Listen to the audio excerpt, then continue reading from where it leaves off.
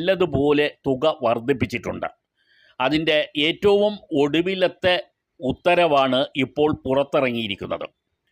Survey ഭൂരേഖ വകുപ്പാണ് ഈ ഫീസുകൾ വർദ്ധിപ്പിച്ചു കൊണ്ടുള്ള ഉത്തരവ് പുറപ്പെടുവിച്ചിരിക്കുന്നത്. സർക്കാരിൻ്റെ അനുവാദത്തിന് ശേഷം തന്നെയാണ് ഈ വർധനവ് നടപ്പിൽ വരുത്തിയിട്ടുള്ളത്.